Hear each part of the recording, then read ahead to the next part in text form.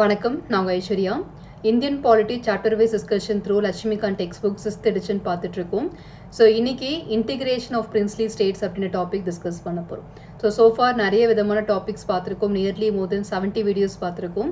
So இன்னைக்கு topic வந்து டீட்டெயிலாகவே டிஸ்கஸ் பண்ணலாம். அதுக்கு முன்னாடி சில பேசிக் இன்ட்ரடக்ஷன், நம்ம என்னென்ன டாபிக்ஸ்லாம் கவர் பண்ணியிருக்கோம் அப்படின்றதுக்கான சில பேசிக் இன்ட்ரடக்ஷன் பார்த்துட்டு and then we can move on to today's topic. So ரெகுலராக வீடியோஸ் பார்த்துட்டு இருக்கிறவங்க ஜஸ்ட் நீங்கள் என்ன பண்ணுங்கள், நம்ம டாபிக் எங்கே ஆரம்பிக்குதோ அங்கேருந்து நீங்கள் பாருங்கள். ஃபர்ஸ்ட் டைம் இப்போ தான் இந்த வீடியோவை நீங்கள் பார்க்க ஆரம்பிக்கிறீங்க அப்படின்னும் போது கண்டிப்பாக இந்த இன்ட்ரோடக்ஷன் நீங்கள் கேட்கணும். ஸோ தட் நிறைய இன்ஃபர்மேஷன்ஸ் கிடைக்கும். அண்ட் எங்கெங்கெல்லாம் லிங்க்ஸ் இருக்குது, எப்படி நீங்கள் அந்த சப்ஜெக்ட் அப்ரோச் பண்ணணும் அப்படின்றதுக்கான எல்லா ஸ்ட்ராட்டஜியுமே நான் ஷார்ட்டாக உங்களுக்கு சொல்லிடுறேன். So first we can start with என்ன டாபிக் பார்க்க போகிறோன்றதை பார்க்கலாம். Today we are going to discuss 72nd lesson today, union and its டெரிட்டரியில் பார்ட் 4 இன்னைக்கு நம்ம பார்க்க போகிறோம். ஸோ இதில் பர்டிகுலராக எந்த டாபிக் பார்த்தீங்கன்னா இன்டிகிரேஷன் ஆஃப் பிரின்ஸ்லி ஸ்டேட்ஸ். அதாவது இன்டிகிரேஷன் அப்படின்னா ஒருங்கிணைப்பு அப்படின்னு சொல்லுவாங்க. பிரின்ஸ்லி ஸ்டேட்ஸ்னால் அந்த ராஜ்ய மாநிலங்கள்லாம் இருந்துச்சு இல்லையா, அந்த பிரின்ஸ்லி ஸ்டேட்ஸ் எல்லாம் எப்படி நம்மளுடைய இந்திய பிரதேசத்து கூட ஒருங்கிணைச்சாங்க அப்படின்றதான் இன்றைக்கி நம்ம பார்க்க போகிறோம். ஸோ டீட்டெயிலாக இந்த டாபிக் பற்றி டிஸ்கஸ் பண்ணுறதுக்கு முன்னாடி நம்ம லட்சுமிகாந்த் டெக்ஸ்ட் புக் சம்மந்தமான சில பேசிக் இன்ஃபர்மேஷன்ஸை பார்த்துடலாம். ஸோ நம்மளுடைய என்டையர் டெக்ஸ்ட் புக் ஆஃப் லட்சுமிகாந்தை பார்த்தீங்கன்னா 11 சாப்டர்ஸை டிவைட் பண்ணியிருக்காங்க. அதில் ஃபர்ஸ்ட் சாப்டர் வந்து constitutional framework, followed by system of government, central government, state government அப்படின்ற மாதிரி இருக்கும். இந்த வித்தின் தி பிராக்கெட் நான் கொடுத்துருக்கேன் இல்லையா, இந்த நம்பர்ஸ் எல்லாமே அந்த டாப்பிக்கை எத்தனை பார்ட்ஸாக டிவைட் பண்ணி நமக்கு எக்ஸ்பிளைன் பண்ணியிருக்காங்க அப்படின்றதான். ஸோ இதில் நம்ம பர்டிகுலராக இப்போ கான்ஸ்டியூஷனல் ஃப்ரேம்வொர்க் அப்படின்னு சொல்லக்கூடிய டாப்பிக்கில் தான் இருக்கும். இதை வந்து 11 பார்ட்ஸாக டிவைட் பண்ணியிருக்காங்க. அதில் நம்ம 4 பார்ட்ஸ் முடிச்சிட்டோம். 5th பார்ட் தான் இப்போ பார்த்துட்ருக்கோம். ஸோ அந்த என்ன பார்ட்ஸ்னால் historical background part 1, making of the constitution part 2, salient features of the constitution part 3 and preamble வந்து part 4. ஸோ வித்தின் ப்ராக்கெட் நான் கொடுத்துருக்கேன் இல்லையா, இந்த நம்பர்ஸ் எல்லாமே அந்த டாப்பிக்கில் நம்ம எத்தனை வீடியோஸ் பார்த்துருக்கோம் அப்படின்றதுக்கான விஷயங்கள் தான். ஸோ எத்தனை டாபிக்ஸை டிவைட் பண்ணி வீடியோ பார்த்துருக்கோம் அப்படின்றத வித்தின் ப்ராக்கெட்டில் நான் கொடுத்துருக்கேன். இதுக்கான எல்லா லிங்க்ஸுமே டிஸ்கிரிப்ஷன் பாக்ஸில் அஸ் அ பிளேலிஸ்ட்டாக அட்டாச் பண்ணியிருக்கேன். ஓகேவா, ஒவ்வொரு வீடியோவை கொடுத்தா 70 டாபிக்ஸ் நம்ம லிங்க் அட்டாச் பண்ண முடியல. அதனால் அஸ் அ பிளேலிஸ்ட் அட்டாச் பண்ணியிருக்கேன். நீங்கள் இப்போ ஃபார் எக்ஸாம்பிள் லென்த்தியஸ்ட் கான்ஸ்டியூஷனாக என்ன அப்படின்னு தெரிஞ்சுக்கணுன்னா salient ஃபீச்சர்ஸ் எடுத்து பார்க்கணும். அது மாதிரி மேக்கிங் ஆஃப் தி கான்ஸ்டியூஷன் என்னென்னா பார்க்கணும். ஸோ இந்தந்த டாப்பிக்கில் என்னென்ன டாபிக்ஸ் கவர் பண்ணியிருக்கோம் அப்படின்றதையும் நான் டிஸ்பிளே பண்ணுறேன். ஸோ தட் உங்களுக்கு தெரியும் எந்தெந்த டாபிக் எந்தெந்த பிளேலிஸ்ட்டில் இருக்குது அப்படின்றதும் தெரியும். ஸோ ஃபஸ்ட்டு ஹிஸ்டாரிக்கல் பேக்ரவுண்டில் regulating act of settlement, Pitt's in the act அப்படின்ற மாதிரி 18 டாபிக்ஸ் டிஸ்கஸ் பண்ணியிருக்கோம். அது சம்மந்தமான ஒரு குவிஸ் 1, அதோட அனாலிசிஸ் ரெண்டுமே நான் அட்டாச் பண்ணியிருக்கேன். இது பிளேலிஸ்ட்டில் டிஸ்கிரிப்ஷன் பாக்ஸில் இருக்குது. மேக்கிங் ஆஃப் கான்ஸ்டியூண்ட் அசம்பிளியும் பார்த்தீங்கன்னா 14 வீடியோஸ் பார்த்துருக்கோம். இதுவும் பார்த்தீங்கன்னா எல்லாமே அதில் அட்டாச் பண்ணியிருக்கேன். இது சம்மந்தமான ஒரு குவிஸ் 2வும் நம்ம பார்த்துருக்கோம். And salient features of the constitution அடுத்து. ஸோ இதுவும் நம்ம வந்து டீட்டெயிலாக டிஸ்கஸ் பண்ணியாச்சு. அண்டு நியர்லி பார்த்தீங்கன்னா ஒரு 30 வீடியோ பார்த்துருப்போம். இது சம்மந்தமான ஒரு குவிஸ் 3யும் நான் அப்லோட் பண்ணியிருக்கேன். இதுக்கு அடுத்தது ப்ரியாம்பிள் ஒரு 14 வீடியோஸ் பார்த்துருக்கோம். அண்ட் இது சம்மந்தமான ஒரு குவிஸ் 4ம் நான் அப்லோட் பண்ணியிருக்கேன். அதுக்கான அனாலிசிஸும் அவைலபிளாக இருக்குது. ஸோ இதெல்லாமே நீங்கள் எடுத்து ப்ராக்டிஸ் பண்ணி பார்த்துக்கோங்க. இப்போ presently we are in unit 5, அதாவது பார்ட் 5 டிஸ்கஸ் பண்ணிகிட்ருக்கோம். இதில் பர்டிகுலராக வந்து சோஃபார் யூனியன் ஆஃப் ஸ்டேட் முடிச்சாச்சு, பார்லிமெண்ட்டுக்கு எந்தெந்த அதிகாரம் இருக்குது அது பார்த்துட்டோம், பங்களாதேஷ்குள்ள டெரிட்டரிஸ் எப்படி எக்ஸ்சேஞ்ச் பண்ணிக்கிட்டாங்கன்றதும் பார்த்துக்கிட்டோம். இப்போ பர்டிகுலராக பிரின்ஸ்லி ஸ்டேட்ஸோட இன்டிகிரேஷன் எப்படி வந்து அந்த மாநிலங்கள் எல்லாத்தையுமே வந்து ஒருங்கிணைச்சாங்க அப்படின்றதான் பார்க்க போகிறோம். ஸோ அதுக்கப்புறமா வந்து தார் கமிஷன், ஃபசி அலி கமிஷன், அந்த மாதிரி சின்ன சின்ன டாபிக்ஸ் எல்லாமே இருக்கும். ஒவ்வொரு நாளும் 2 டாப்பிக்கை கூட நம்ம மேட்ச் பண்ணி கம்ப்ளீட் பண்ணிடலாம். ஸோ இன்றைக்கி டாப்பிக்கான இன்டிகிரேஷன் ஆஃப் பிரின்ஸ்லி ஸ்டேட்ஸ் வந்து ஸ்டார்ட் பண்ணணும். ஸோ ஆஸ் யூஷுவல் நம்மளுடைய பேசிக் இன்ட்ரொடக்ஷன் தான். ஸோ இதோட மெயின் ஹெட்டிங் என்னென்னா evolution of states and union territories. இன்றைக்கி இந்தியாவில் எத்தனை மாநிலங்கள், எத்தனை யூனியன் பிரதேசங்கள் இருக்குது, ஆரம்பத்தில் எவ்வளோ இருந்தது, இன்றைக்கி என்னவா மாறி இருக்குது, இந்த எவல்யூஷன் தான் நமக்கு இப்போ எக்ஸ்பிளைன் பண்ண போகிறாங்க. ஸோ இந்த மெயின் டாபிக் கீழே தான் பார்த்தீங்கன்னா இந்த டாபிக் எல்லாமே வரும். அதாவது இன்டிகிரேஷன் வரும், and territory in India in 1950, தார் கமிஷன், ஃபசி அலி கமிஷன், இந்த எல்லா விதமான பாயிண்ட்ஸ் இருக்கு இல்லையா, இந்த எல்லா டாப்பிக்குமே நான் இப்போ காமிச்ச evolution of states and union territories அப்படின்ற மெயின் ஹெட்டிங்கில் வரக்கூடிய சப் டாபிக்ஸ் தான். நான் தனித்தனியாக ஒவ்வொரு டாப்பிக்காக எடுத்து நான் எக்ஸ்பிளைன் பண்ணுறேன். ஸோ அதனால் உங்களுக்கு கொஞ்சம் கிளாரிட்டி அதிகமாக இருக்கும் அப்படின்றதுனால. ஸோ ஃபர்ஸ்ட் ஆஃப் ஆல் நம்ம இந்த இன்டெகிரேஷன் ஆஃப் பிரின்ஸ்லி ஸ்டேட்ஸ் வந்து பார்த்துக்கலாம். ஸோ பிரின்ஸ்லி ஸ்டேட்ஸ்னால் எல்லாருக்குமே தெரியும். ராஜா அந்த மாதிரி நேட்டிவ் ரூலர்ஸ் இருப்பாங்க இல்லையா, அவங்க ரூல் பண்ண பிரதேசம் தான் இந்தியாவில் இருக்குது. ஸோ அதை எப்படி ஒருங்கிணைச்சாங்க அப்படின்றத பார்ப்போம். So first of all basic introduction. At the time of independence, India comprised two categories of political units. இந்தியாவில் வந்து பார்த்தீங்கன்னா பிரிட்டிஷ் ரூல் பண்ண இந்தியா வந்து ரெண்டாக டிவைட் பண்ணி வச்சுருந்தாங்க அட்மினிஸ்ட்ரேஷன் பர்பஸ்க்காக. ஒன்று என்னன்னா பிரிட்டிஷ் ப்ராவின்ஸ் அப்படின்னு சொல்லுவாங்க. இது வந்து டைரெக்டாக பிரிட்டிஷ் தங்களுடைய டைரக்ட் ரூல் வந்து பண்ணிட்டு இருந்தது. இன்னொன்று வந்து பிரின்ஸ்லி ஸ்டேட்ஸ், ராஜாலாம் ரூல் பண்ணாங்க இல்லையா, ராஜா ராணிலாம் ரூல் பண்ணிட்டு இருந்தாங்க இல்லையா, அந்த டெரிட்டரிஸ்க்கு பேர் எல்லாமே பிரின்ஸ்லி ஸ்டேட்ஸ் அப்படின்னு சொல்லுவாங்க. இதுவும் வந்து பிரிட்டிஷ் கீழே தான் இருக்குது. ஆனால் டைரக்ட் ரூல் இல்லை, இன்டைரக்ட் ரூல். அவங்களோட ராஜ்யத்தை அவங்களே ரூல் பண்ணிக்கலாம். ஆனால் பிரிட்டிஷ் சொல்லக்கூடிய வரிகள் டாக்ஸ்லாம் இருக்கு இல்லையா, அது போக என்னென்ன மாதிரியான நடைமுறைலாம் சொல்கிறாங்களோ அந்த ரூல்ஸ் அண்ட் ரெகுலேஷன் படி தான் அவங்களுடைய இடத்த அவங்க ஆட்சி பண்ண முடியும். அவங்களுடைய பர்சனலாக அவங்களோட ஒப்பீனியன் வச்சுலாம் எதுவும் பண்ண முடியாது.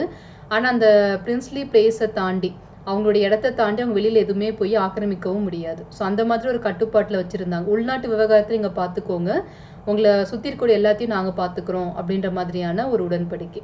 ஸோ பிரிட்டிஷ் இந்தியாவில் பொறுத்த வரைக்கும் இந்தியாவை எப்படி டிவைட் பண்ணி வச்சுருந்தாங்க அப்படின்னு கேட்டால், British provinces, direct rule of British government. Princely state பொறுத்த வரைக்கும் paramountcy of the British crown. British crown கீழே தான் அந்த இடம் இருக்கும். ஆனால் அந்த இடத்துல ராஜாவோ ராணியோ அந்த நேட்டிவ் ரூலர்ஸ் வந்து அந்த இடத்த மேனேஜ் பண்ணிப்பாங்க.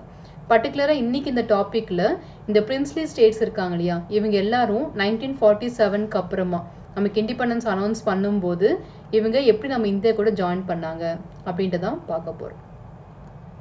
So first of all, Indian independence act 1947 created 2 independent and separate dominions. இந்தியாவை வந்து அப்படி எப்படி டிவைட் பண்ணாங்கன்னா, இந்தியா அண்ட் பாகிஸ்தான்.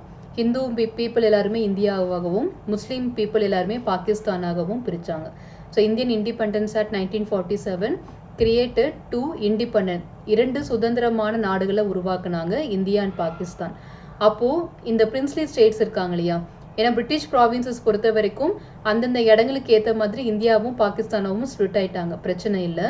ஆனால் இந்த பிரின்ஸ்லி ஸ்டேட்ஸ் வந்து அவங்களுக்குன்னு சொல்லி தனி அதிகாரம் இருக்குது. அந்த ராஜா ராணி யார் ரூல் பண்ணுறாங்களோ அவங்களுக்கு அந்த டெரிட்டரிஸில் சில அதிகாரம் இருக்குது. அப்படி இருக்கும்போது நீங்கள் வந்து அந்த மாதிரி ஸ்ப்ளிட் பண்ணிட முடியாது. அப்போது பிரிட்டிஷ் அரசாங்கம் ஒரு 3 விதமான ஆப்ஷன்ஸ் கொடுக்குறாங்க. இந்த பிரின்ஸ்லி ஸ்டேட்ஸ்க்கு 3 ஆப்ஷன்ஸ் கொடுக்குறாங்க. என்னென்னா, ஒன்று இந்தியா கூட ஜாயின் பண்ணிக்கோங்க, இரண்டாவது ஆப்ஷன் பாகிஸ்தான் கூட ஜாயின் பண்ணிக்கோங்க, இல்லை எனக்கு இந்தியா கூட ஜாயின் பண்ண விருப்பம் இல்லை, பாகிஸ்தான் கூடவும் ஜாயின் பண்ண விருப்பம் இல்லை அப்படின்னா நீங்கள் சுதந்திரமாக தனியாக இருந்துக்கோங்க, ரிமைனிங் இண்டிபெண்ட். ஓகேவா? இந்த மாதிரி 3 ஆப்ஷன்ஸ் வந்து சூஸ் பண்ணுறாங்க. ஸோ கொடுக்கும் போது அதுக்கேற்ற மாதிரி பிரின்ஸ்லி ஸ்டேட்ஸ் வந்து அவங்களோட முடிவுகளை வந்து எடுக்கிறாங்க. ஓகேவா? ஸோ ஃபஸ்ட்டு நீங்கள் ஞாபகம் வச்சுக்க வேண்டியது, இண்டிபெண்டன்ஸ் ஆக்ட் 2 சுதந்திரமான நாடுகள் இந்தியா அண்ட் பாகிஸ்தான் அப்படின்னு உருவாக்குது. அப்படி உருவாக்கும் போது பிரின்ஸ்லி ஸ்டேட்ஸ்க்கு, ஏன்னா இந்தியா பொறுத்த வரைக்கும் பிரிட்டிஷ் இந்தியாவில் ப்ராவின்சஸ்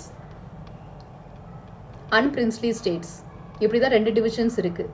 அப்படி இருக்கும்போது ப்ராவின்சஸ் வந்து டைரெக்டாகவே நீங்கள் எது இந்தியா எது பாகிஸ்தான் ஸ்ப்ளிட் பண்ணும் போது அந்தந்த இடத்துக்கு கூட்ட ப்ராவின்சஸ் எல்லாமே அந்தந்த நாடுக்குள்ளே ஜாயின் பண்ணிடுவாங்க, பிரச்சனை இல்லை. இந்த பிரின்ஸ்லி ஸ்டேட்ஸ் மட்டும் தான் இப்போ ப்ராப்ளமே.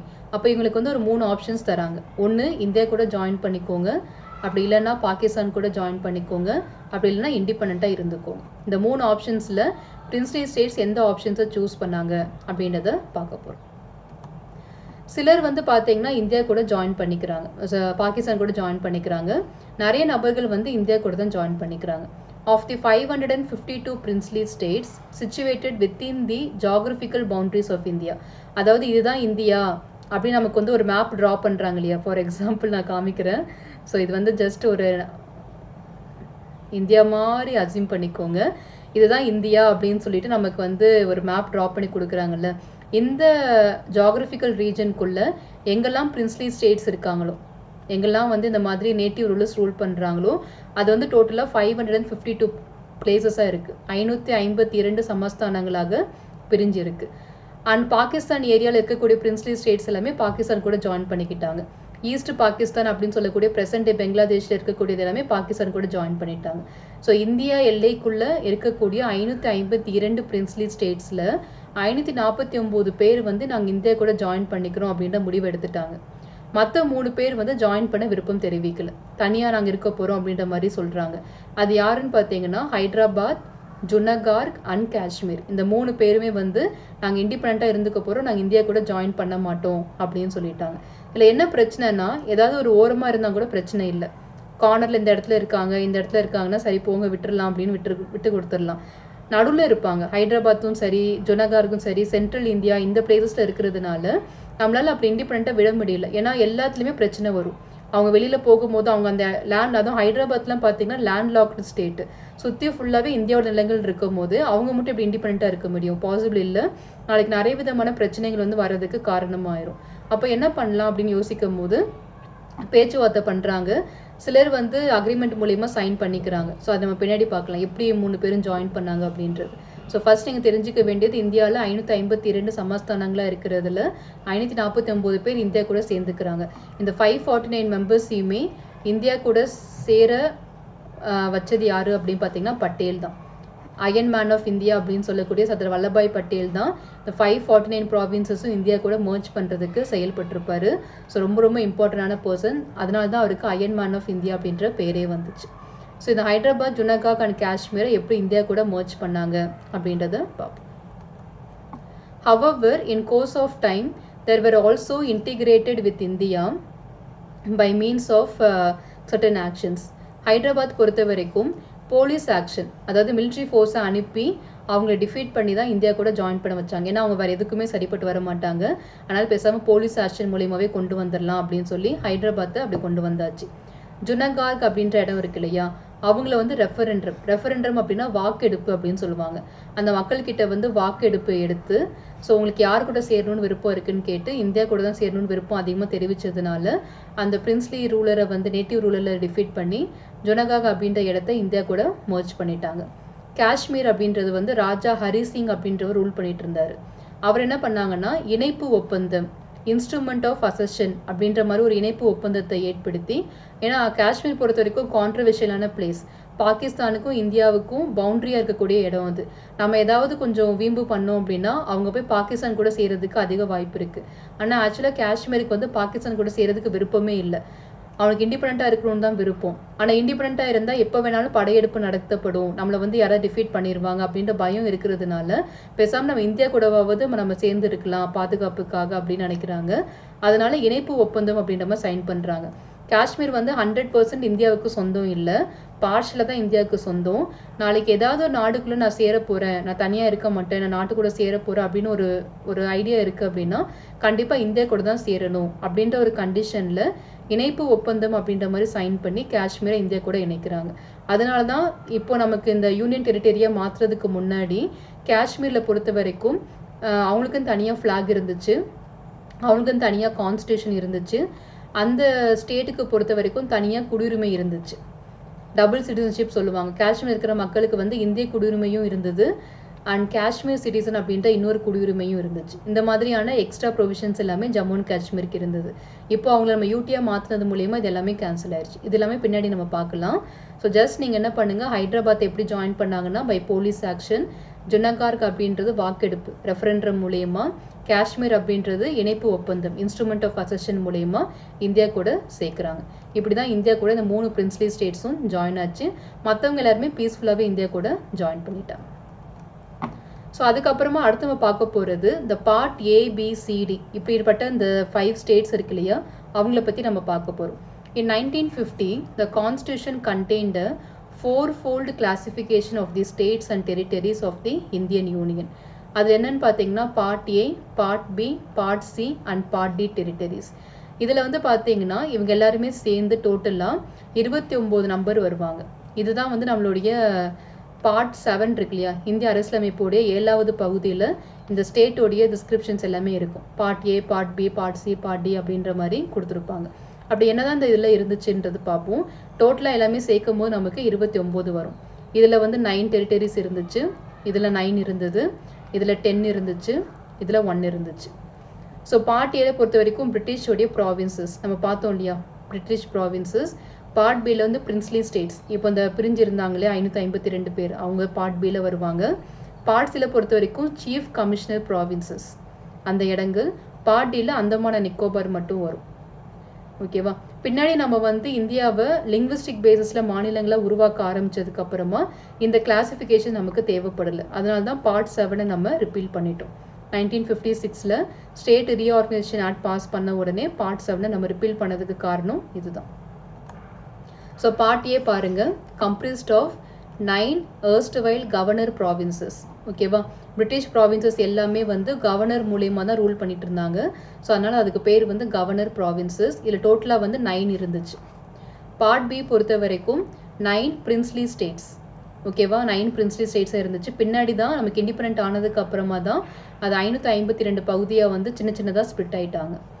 பார்ட் சி பொறுத்த வரைக்கும் சீஃப் கமிஷனர் ப்ராவின்சஸ். டோட்டலாக இதில் வந்து 10 பேர் இருந்தாங்க. அஜ்மர், கூர்க், பலூசிஸ்தான், டெல்லி அப்படின்ற மாதிரி ஒரு 10 பேர் இருந்தாங்க. அண்டு பார்ட் சி ஸ்டேட் பொறுத்த வரைக்கும் வேர் சென்ட்ரலி அட்மினிஸ்ட்ரேட். ஸோ நம்ம இன்னும் கொஞ்சம் கிளியராக சொல்லணும்னா, இன்றைக்கி ப்ரெசென்ட்டாக யூடி இருக்கு இல்லையா, அதுதான் அன்றைக்கி வந்து சீஃப் கமிஷனர் ப்ராவின்சஸ் அப்படின்னு சொன்னாங்க. கிளியராக எக்ஸ்பிளைன் பண்ணணும்னா அதுதான்.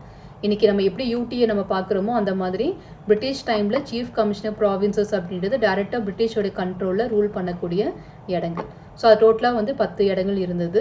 அந்தமான நிக்கோபார் ஐலாண்ட் இருக்கு இல்லையா, அது வந்து பார்ட் டியில் வரக்கூடிய டெரிட்டரி. இதுதான் வந்து part A, part B, part C, part D அப்படின்ற மாதிரி கொடுத்துருக்காங்க. ஸோ இது கீழே பர்டிகுலராக இந்த 9 பிளேசஸ் ப்ளஸ் 9 அந்த 10 இடங்கள் இதெல்லாம் என்ன அப்படின்றது பின்னாடி நம்ம வந்து டேபுலேஷன்ஸ் பார்ப்போம். ஒவ்வொரு இடத்துலையுமே டேப்லர் காலம் வந்து லாஸ்ட்டாக நான் அட்டாச் பண்ணுவேன். அந்த டேபுலேஷன்ஸில் நம்ம கிளியராகவே இந்த 9 பிரின்ஸ்லி ஸ்டேட்ஸ் என்ன, 9 ப்ராவின்ஷியல் கவர்னர் ப்ராவின்சஸ் என்ன, 10 சீஃப் கமிஷனர் ப்ராவின்சஸ் என்ன அப்படின்றது 1 by 1 பார்த்துக்கலாம். ஸோ ஜஸ்ட் நம்ம இதில் வந்து இந்த கண்டென்ட் மட்டும் பார்த்துக்கோங்க, என்ன இன்ஃபர்மேஷன்ஸ் இருக்குது அப்படின்றது மட்டும் கிளியராக நீங்கள் நோட் பண்ணிக்கோங்க. ஓகேவா, ஸோ அவ்வளோதான் நம்ம இன்றைக்கி பார்த்த இன்ஃபர்மேஷன்ஸ். ஸோ இந்த இன்டிகிரேஷன்ஸ் ஆஃப் பிரின்ஸ்லி ஸ்டேட்ஸ் அப்படின்னு டாபிக் வந்து நம்ம கம்ப்ளீட் பண்ணிட்டோம். இப்போ ஜஸ்ட் நம்ம பாயிண்ட்ஸ் டு ரிமெம்பரில் பேசிக்காக நம்ம ஞாபகம் வச்சுக்கணும் என்ன பாயிண்ட்ஸ் நம்ம பார்த்தோன்றது. So integration of princely states.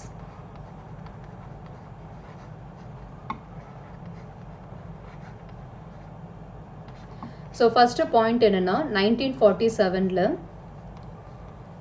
British India என்னவா மாறுதுன்ற போது